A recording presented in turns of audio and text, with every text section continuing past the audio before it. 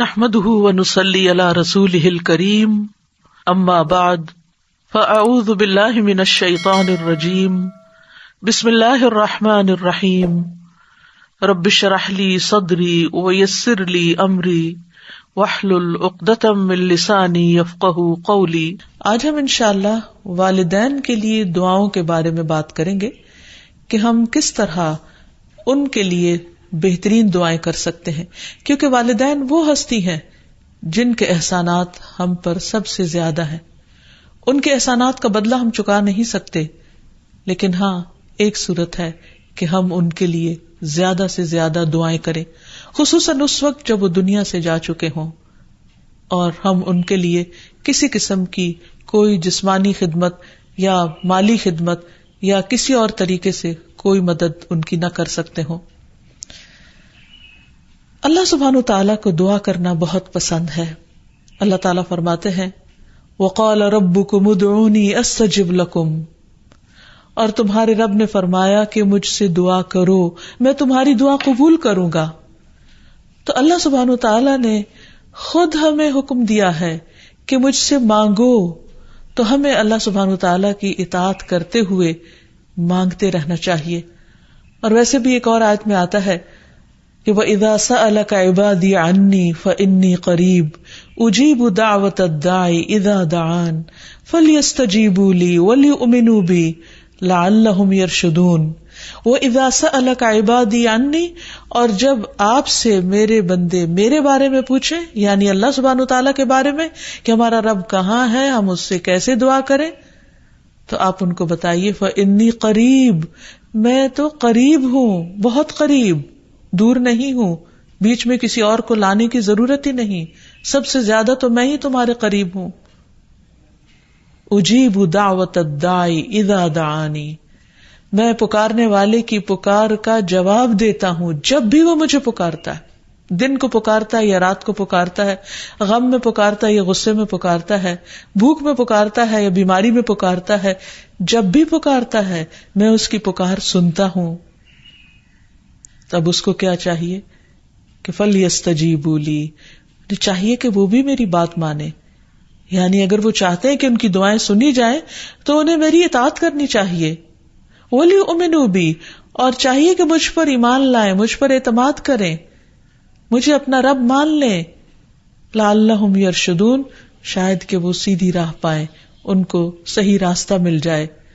ہوتا یہ ہے کہ جب انسان کی زندگی میں کوئی مشکل آتی ہے تو اس کے پیچھے کوئی مقصد ہوتا ہے، کوئی حکمت ہوتی ہے۔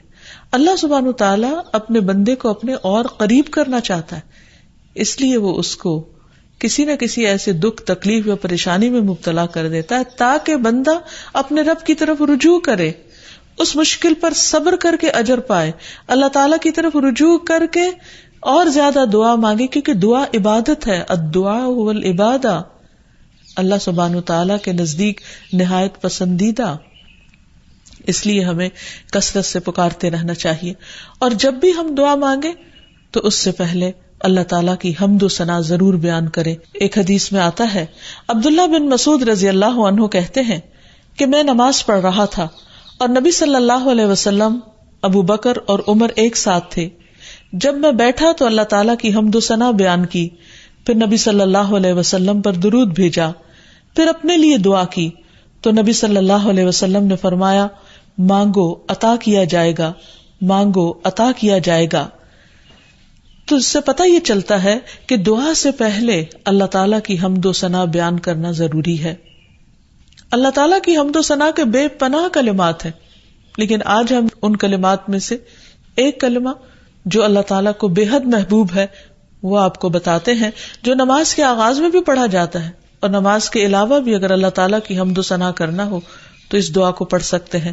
سبحانک اللہم وبحمدک وتبارک اسمک وتعالی جدک ولا الہ غیرک، اے اللہ تو پاک ہے اپنی تعریف کے ساتھ، تیرا نام بڑا ہی برکت والا ہے، تیری بزرگی بلند و برتر ہے، تیرے علاوہ کوئی بھی الہ نہیں ہے۔ تو بہرحال والدین کے لیے دعا کرنے سے پہلے اللہ سبحانہ و تعالیٰ کی حمد و ثنا بیان کیجیے، پھر نبی صلی اللہ علیہ وسلم پر درود بھیجیے، اور پھر اپنے ماں باپ کے لیے دعائیں کیجیے، کیونکہ یہ اللہ تعالیٰ کا حکم بھی ہے، وَقُلْ رَبِّ ارْحَمْهُمَا كَمَا رَبَّيَانِي صَغِيرًا، اور آپ کہہ دیجئے اے میرے رب ان دونوں پر رحم کیجیے، یعنی والد پر بھی اور والدہ پر بھی، جیسے انہوں نے مجھے چھوٹا سا پالا تھا، بچپن میں پالا تھا، جب میں نہ خود کھا سکتا تھا نہ پی سکتا تھا اور نہ خود اپنے آپ کو صاف کر سکتا تھا، تو انہوں نے دن رات بغیر کسی وقفے کے میری خدمت کی. تو اے رب اب جب کہ وہ بڑے ہو گئے ہیں، وہ تیری رحمت کے محتاج ہیں، تو ان پر رحمت فرما اور ان کی مشکلات آسان فرما. پھر اسی طرح والدین اگر زندہ ہو تو بھی دعا کی جائے، اور اگر وہ فوت ہو جائے تو وہ اور بھی زیادہ دعاؤں کے مستحق ہو جاتے ہیں. جب برزخ میں والدین کا درجہ بڑھا دیا جاتا ہے، یعنی بلند کیا جاتا ہے، تو وہ پوچھتے ہیں کہ ہمیں درجے کی یہ بلندی کیوں کر حاصل ہوئی؟ تو انہیں بتایا جاتا ہے کہ یہ تمہاری اولاد کی دعا کی وجہ سے. ویسے بھی جب انسان فوت ہو جاتا ہے تو اس کے اپنے عمل کا سلسلہ ختم ہو جاتا ہے.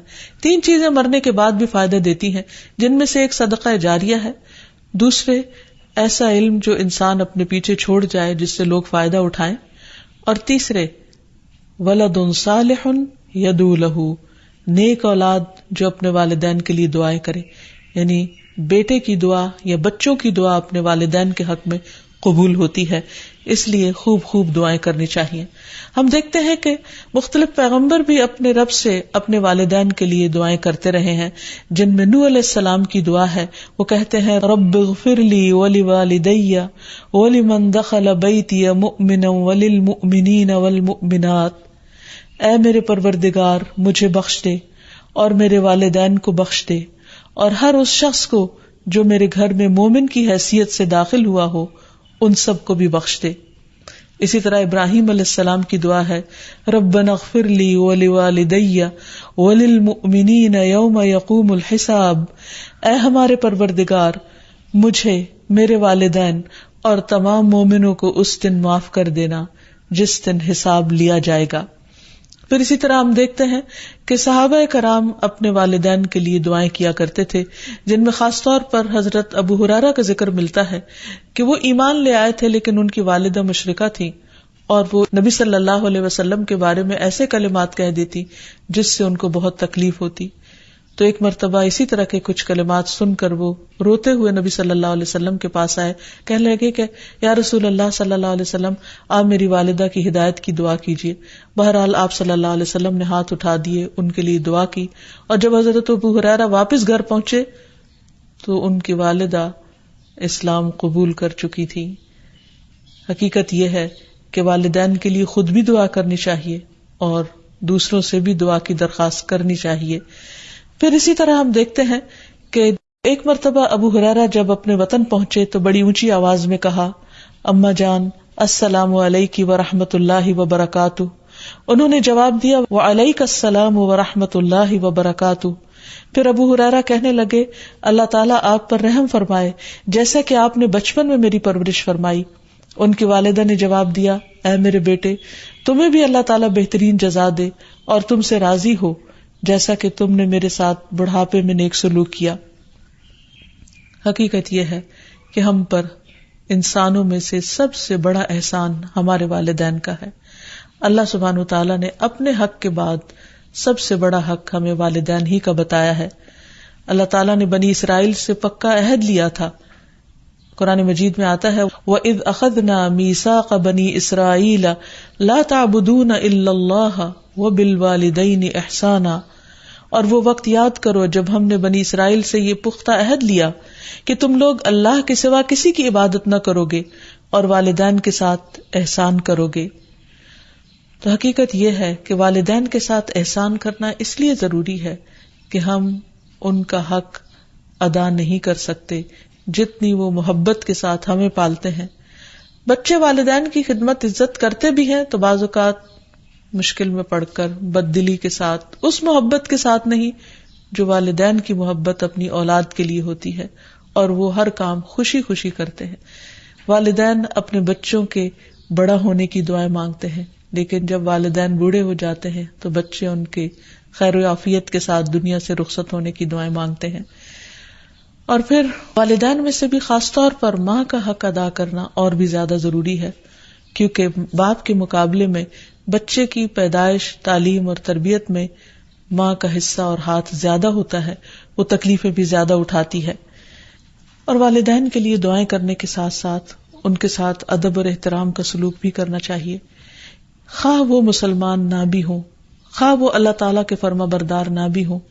اس سلسلے میں ہم دیکھتے ہیں کہ حضرت اسما کی والدہ ان کے پاس آئیں جو کہ ابھی اسلام قبول نہیں کی تھی، تو وہ نبی صلی اللہ علیہ وسلم کی خدمت میں حاضر ہوئی اور پوچھا کہ میری والدہ میرے پاس آئی ہیں اور بہت رغبت کے ساتھ مجھ سے ملنا چاہتی ہیں، تو کیا میں ان سے مل سکتی ہوں، ان کی مدد کر سکتی ہوں؟ تو آپ نے فرمایا تھا صلی امکی، تم اپنی ماں کے ساتھ صلہ رحمی کرو. اس بارے میں اللہ سبحانہ وتعالیٰ قرآن مجید میں بھی حکم دیتے ہیں کہ اگر وَإِن جَاهَدَاكَ عَلَىٰ أَن تُشْرِكَ بِي مَا لَيْسَ لَكَ بِهِ عِلْمٌ فَلَا تُطِعْهُمَا وَصَاحِبْهُمَا فِي الدُّنْيَا مَعْرُوفًا، کہ اگر وہ تجھ پر دباؤ ڈالیں کہ تو میرے ساتھ کسی ایسی چیز کو شریک بنائے جس کا تجھے کچھ علم نہیں، تو تم ان کا کہنا نہ ماننا، البتہ دنیاوی معاملات میں ان کے ساتھ بھلا سلوک کرنا، ان کے ساتھ بھلائی کے ساتھ رفاقت کرنا، یعنی عمدہ طریقے سے، اچھے طریقے سے زندگی بسر کرنا. پھر اسی طرح خاص طور پر والدین کے ساتھ نرم سلوک کرنے کا حکم دیا گیا، کیونکہ والدین جو عمر میں بڑے ہوتے چلے جاتے ہیں یا جس طرح ان کی قربانیاں زیادہ ہوتی ہیں تو وہ اپنی اولاد سے زیادہ ایکسپیکٹ بھی کرتے ہیں، تو انہیں بچوں کی طرف سے ملنے والی چھوٹی سی تکلیف بھی بہت ناگوار ہوتی ہے. تو اس لیے خاص طور پر ایکسٹرا کیئر کی ضرورت ہے والدین کے ساتھ معاملہ کرتے وقت، یعنی گفتگو میں بھی، پوسچر میں، رویے میں، معاملے میں، ہر چیز میں نرمی برتنے کی ضرورت ہے. اس سلسلے میں اللہ تعالیٰ فرماتے ہیں وَاخْفِضْ لَهُمَا جَنَاحَ الذُّلِّ مِنَ الرَّحْمَةِ وَقُلْ رَبِّ ارْحَمْهُمَا كَمَا رَبَّيَانِي صَغِيرًا، اور ان پر رحم کرتے ہوئے انکساری کے ساتھ ان کے آگے جھکے رہو اور ان کے حق میں دعا کرو کہ اے میرے رب ان پر رحم فرما جیسا کہ انہوں نے بچپن میں مجھے محبت اور شفقت کے ساتھ پالا تھا. اس سلسلے میں ہمیں ایک روایت میں یہ بھی ملتا ہے، عبداللہ بن مسعود کہتے ہیں کہ ایک شخص نے نبی صلی اللہ علیہ وسلم سے پوچھا کہ کون سا عمل سب سے افضل ہے؟ آپ نے فرمایا وقت پر نماز پڑھنا اور والدین کے ساتھ نیکی کرنا، پھر اللہ کے راستے میں جہاد کرنا. یعنی سب سے پہلا کام نماز، اور پھر انسانوں میں سے والدین کے ساتھ حسن سلوک. لیکن عام طور پر والدین کو اولاد کے ساتھ شکایت ہی رہتی ہے، کیونکہ بعض اوقات لوگ نماز بھی پڑھ لیتے ہیں، صدقہ خیرات بھی کر لیتے ہیں، لوگوں کے ساتھ اچھی طرح بھی معاملہ کر لیتے ہیں، لیکن والدین کے ساتھ ان کا وہ شفقت اور محبت کا معاملہ نہیں ہوتا جس کو وہ ڈیزرو کرتے ہیں. آپ دیکھیں کہ آیت میں کتنی تاکید کے ساتھ کہا جا رہا ہے کہ وَاخْفِضْ لَهُمَا جَنَاحَ الذُّلِّ، کہ تم اپنے پر یعنی اپنے کندھے ان کے سامنے عاجزی اور انکساری کے ساتھ جھکا کے رکھو. یعنی جب ان کے سامنے بیٹھو یا کھڑے ہو یا بات کرو تو اس وقت بھی تمہارے اندر ایک خاص قسم کا جھکاؤ ہونا چاہیے. پھر اسی طرح یہ ہے کہ والدین کو اف تک کہنے کی اجازت نہیں. بعض اوقات انسان کا اپنے والدین کے ساتھ ڈس ایگریمنٹ ہو جاتا ہے، کسی بات پر اختلاف ہو سکتا ہے، وہ دین کا معاملہ ہو سکتا ہے، وہ دنیا کا معاملہ ہو سکتا ہے، وہ سوچ کا فرق ہو سکتا ہے، وہ جنریشن گیپ ہو سکتا ہے، وہ کوئی بھی چیز ہو سکتی، لیکن اس میں اولاد کو یہ حق نہیں دیا گیا کہ وہ والدین کے ساتھ بدتمیزی کرے. ہمارے دین نے ہمیں یہ سکھایا ہے کہ وَلَا تَقُلْ لَهُمَا أُفٍّ وَلَا تَنْهَرْهُمَا، کہ تم ان کو اف تک نہ کہو اور ان سے ڈانٹ کر بات نہ کرو. وَقُلْ لَهُمَا قَوْلًا كَرِيمًا، اور ان کے ساتھ جب بات کرو تو بہت عزت کے ساتھ کرو، احترام کے ساتھ کرو. پھر اسی طرح ان کے ساتھ سختی سے بات نہ کی جائے، ان کا نافرمان نہ بنا جائے، جیسے اللہ سبحانہ وتعالیٰ نے یحییٰ علیہ السلام کو یہ حکم دیا تھا، یا یحییٰ خذ الکتاب بقوۃ وآتیناہ الحکم صبیا وحنانا من لدنا وزکاۃ وکان تقیا وبرا بوالدیہ ولم یکن جبارا عصیا. اللہ تعالیٰ نے یحییٰ علیہ السلام کو بچپن میں ہی حکم دیا کہ اے یحییٰ کتاب کو یعنی تورات کو مضبوطی سے پکڑ لو، اس پر مضبوطی سے عمل پیرا ہو جاؤ. اور ہم نے اسے بچپن میں ہی قوت فیصلہ عطا کی، اور ہم نے اسے اپنی مہربانی سے نرم دل اور پاک سیرت بنایا، اور وہ فی الواقع پرہیزگار تھے اور اپنے والدین سے ہمیشہ اچھا سلوک کرتے تھے. یہ قرآن مجید کی گواہی. اور کسی وقت بھی جابر اور نافرمان نہ ہوئے، یعنی انہوں نے کبھی بھی اپنے والدین کے ساتھ بدتمیزی نہیں کی، سختی نہیں کی، بد اخلاقی نہیں کی. پھر اسی طرح والدین کی نافرمانی کو حرام بھی قرار دیا گیا. حدیث میں آتا ہے کہ ان اللہ حرم علیکم حقوق الامہات، اللہ نے تم پر ماؤں کی نافرمانی کو حرام قرار دیا ہے. پھر اسی طرح ایک اور حدیث میں آتا ہے کہ اللہ تعالیٰ کی رضامندی باپ کی رضامندی میں ہے اور اللہ کی ناراضگی باپ کی ناراضگی میں ہے. اس لیے والد کا حق ادا کرنا بھی ماں کے ساتھ ساتھ بہت ضروری ہے، اور والدین کا حق ادا نہ کرنا کبیرہ گناہوں میں شمار ہوتا ہے. اور کبیرہ گناہ وہ ہیں کہ جن پر اگر انسان توبہ کیے بغیر مر گیا تو قیامت کے دن سخت پکڑ ہوگی. اور اسی طرح والدین کو رلانا بھی کبیرہ گناہ ہے، ان کو گالی دینا کبیرہ گناہ ہے. پھر اسی طرح والدین تو وہ ہستی ہیں کہ جن کے لیے دعاؤں کے ساتھ ساتھ ان کی طرف سے صدقہ خیرات کرنا بھی خصوصاً ان کے زندگی کے بعد بہت فائدہ مند ہے. انسان کو اگر زندگی میں کچھ مشکل پیش آئے، اپنے بچوں کی طرف سے کوئی پریشانی ہو، یا اپنی صحت کی طرف سے، یا کاروبار اور روزگار میں اگر کوئی پریشانی ہو، تو اس وقت انسان کو اپنے والدین کے ساتھ حسن سلوک کرنا چاہیے. یہ ان نیکیوں میں سے ہے جس کی وجہ سے انسان کی مشکل بہت جلد حل ہو جاتی ہے. اور خصوصاً صدقہ دیتے وقت والدین کی طرف سے، یعنی ان کو ثواب پہنچانے کی نیت سے صدقہ کیا جائے. اس سلسلے میں ہم دیکھتے ہیں ایک آدمی نے نبی صلی اللہ علیہ وسلم سے عرض کیا، میرے والد فوت ہو گئے ہیں اور انہوں نے مال چھوڑا ہے لیکن وصیت نہیں کی، تو کیا میں ان کی طرف سے صدقہ کروں تو ان کے گناہ معاف کر دیے جائیں گے؟ آپ نے فرمایا ہاں. اسی طرح حضرت عائشہ سے روایت ہے کہ ایک آدمی نبی صلی اللہ علیہ وسلم کے پاس آیا اور عرض کی کہ یا رسول اللہ، میری والدہ بغیر وصیت کے فوت ہو گئی ہیں اور میرا گمان ہے کہ اگر وہ بات کرتی تو صدقہ کرتی، اگر میں ان کی طرف سے صدقہ کروں تو کیا ان کو اجر ملے گا؟ آپ نے فرمایا کہ ہاں. پھر اسی طرح والدین کے اگر روزے رہتے ہوں تو ان کے قضا روزے ادا کیے جا سکتے ہیں. اگر وہ حج نہ کر پائے ہوں تو ان کی طرف سے حج بدل کیا جا سکتا ہے، یہ ان کے لیے ایک بہت بڑا احسان ہوگا. پھر اسی طرح ان کی نظر پوری کی جا سکتی ہے کہ اگر انہوں نے زندگی میں کسی سے کوئی وعدہ کیا ہو اور وہ اسے پورا نہ کر سکے ہوں، اللہ تعالیٰ کے لیے کوئی نظر مانی ہو اور اسے پورا نہ کر سکے ہوں، تو اس کو ادا کر دیا جائے. تو خلاصہ یہ ہے کہ انسان اپنے والدین کے ساتھ جو احسان کر سکتا ہے اس میں جب وہ زندہ ہوں تو ان کا دل خوش کرے، ان کی خدمت کرے، ان پر اپنا مال خرچ کرے، ان کی اطاعت اور فرما برداری کرے، خواہ وہ اللہ کے فرما بردار ہوں یا نہ ہوں، ان کے ساتھ حسن سلوک کرتا رہے. جب وہ فوت ہو جائے تو ان کی طرف سے صدقہ خیرات کرے، والدین کے دوستوں کے ساتھ حسن سلوک کرے، اور اس کے ساتھ ساتھ ان کے لیے خوب خوب دعائیں کرے. اور خصوصاً یہ مختصر سی دعا جو اللہ سبحانہ وتعالی نے خود حکم دیا ہے کرنے کو، رب ارحمہما کما ربیانی صغیرا، اس دعا کی خوب خوب تکرار کرے اور ان کی بخشش کی بھی دعا کرے. دعائیں کریں، دن رات دعائیں کریں، لیکن آپ صورت نہیں دے سکتے ان کو. بالکل نہیں، میں آج قرآن پڑھا تو آج کا فلاں کے لیے، آج کا فلاں کے، یہ نہیں ہو سکتا. یہ آپ ہی کے لیے. نماز بھی نہیں کر سکتے کہ یہ میرے 2 نفل فلاں کے لیے، کوئی دلیل نہیں اس کی سنت میں. مالی عبادات جو ہیں اور ٹو سم ایکسٹینٹ جسمانی، جیسے روزہ وغیرہ، حج ہے، وہ تو ہیں، لیکن پیورلی جو جسمانی ہے جیسے نماز ہے، یہ قرآن پڑھنا ہے، وہ نہیں. اس سے قیاس کیا جاتا ہے کہ حج کر سکتے تو عمرہ بدل بھی ہوتا ہے تو طواف بھی اس سینس میں ہو جاتا ہے. صدقہ جاریہ اس لیے ہوگا کہ انہوں نے آپ کو پڑھایا لکھایا تو وہ صدقہ جاریہ ان کے لیے بن جائے گا. اولاد جو کام نیک کرتی ہے وہ ماں باپ کو ملتے ہیں، لیکن آپ یہ نہیں کر سکتے، جو بھی پڑھیں گے آپ یہ نہیں کر سکتے کل واللہ ان کے لیے اور کل اعوذ برب الفلق میرے لیے، یہ نہیں. وہ بھی ان کے لیے اور دوسری بھی ان کے لیے، سب ملے گا ان کو کیونکہ آپ پڑھ رہی ہیں. یعنی آپ یہ نہیں کہہ سکتے کہ یہ سورت کے اتنے حرف کی جو اتنے 1000 نیکیاں بنتی ہیں وہ نیکیاں میرے بجائے فلاں کو مل جائیں. یہ کر سکتے کہ سورت پڑھنے کے بعد جو دعا کی قبولیت کا وقت ہے آپ اس میں ان کے لیے دعا کریں. جی، کسی کی نماز نہیں پڑھی جا سکتی.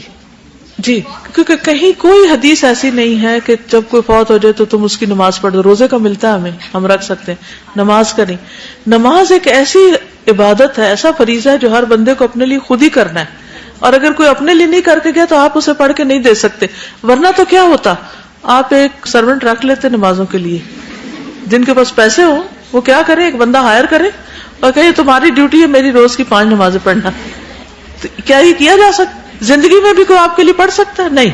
لیکن صدقہ زندگی میں بھی کوئی آپ کی طرف سے دے سکتا ہے, مرنے کے بعد بھی دے سکتا ہے. ٹھیک ہے, آپ کو سکھایا ہوا علم زندگی میں بھی آپ کے کو آگے سکھا سکتا ہے, بعد میں بھی سکھا سکتا. لیکن یہ طریقہ جو ہے نا, یہ درست نہیں ہے کہ کوئی میری نماز پڑھ دے, کوئی میرا قرآن پڑھ دے, کوئی میری ذکر کر دے اور کوئی میری دعا کر دے اور میں صرف دنیا میں عیش کروں. یہ نہیں, کیونکہ عبادت کے لیے آپ پیدا کیے گئے اور آپ نے خود نہیں کی اور اوروں سے کراتے رہے. بخشش کے لیے لوگوں کو سپارے بانٹ کے ان سے قرآن ختم کروانا, اس کی کوئی دلیل نہیں. قرآن جو ہے وہ ہدایت کی کتاب ہے, ٹھیک ہے, اس کو پڑھنے سے ثواب ملتا ہے, لیکن اسی کو ملے گا جو پڑھے گا. اور پھر یہ کہ قرآن کہتا ہے کہ فقرؤ ما تیسر منہ, جو آسانی سے پڑھ سکو اتنا پڑھو.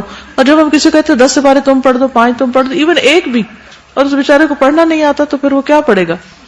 اور اس میں کیا کیا خرابیاں ہوتی ہیں جب قرآن خوانی کی جا رہی ہوتی ہے. یعنی کہ کوئی ادھر سے پڑھ رہا ہے صفحہ کو ادھر سے, مجبوری کے مارے ختم کی فکر ہے, ساری توجہ اس پر تھی کہ ختم کر کے نمبر بتا دے کہ اتنے ہو گئے, اس کا بھی دکھاوا. نبی صلی اللہ علیہ وسلم نے فرمایا قرآن مجید اس وقت تک پڑھو جب تک اس میں دل لگے, جب دل اچاٹ ہونے لگے تو پڑھنا بند کر دو. یعنی کہ کوئی دل ہی نہ لگے کسی وقت آپ کا. مطلب یہ کہ ایک پوری منزل آپ نے پڑھ لی, 10 سپارے پڑھ لیے, آپ تھک گئے تو بس اب بس کر دو. دین بالکل واضح ہے, سفید روشن دن کی طرح. جو کرنا چاہیے تھا وہ نبی صلی اللہ علیہ وسلم بھولے نہیں, سب کچھ بتا کے گئے ہیں. ہمارا کام ہے اس کو زندہ کریں, اس پر عمل کریں, نہ کہ جو انہوں نے نہیں کیا وہ اپنے سے شروع کر کے مجرم بنے. تو ان چیزوں سے بچنے کی ضرورت ہے. اور آخر میں ہم سب دعا کرتے ہیں اپنے والدین کے لیے کہ اللہ تعالیٰ ان پر اپنی رحمتیں فرمائے اور ان کو اپنا پسندیدہ بنا لے, اور اگر وہ دنیا سے جا چکے ہیں تو انہیں جنت میں اعلیٰ مقامات عطا فرمائے. وآخر دعوانا ان الحمد للہ رب العالمین. السلام علیکم ورحمۃ اللہ وبرکاتہ.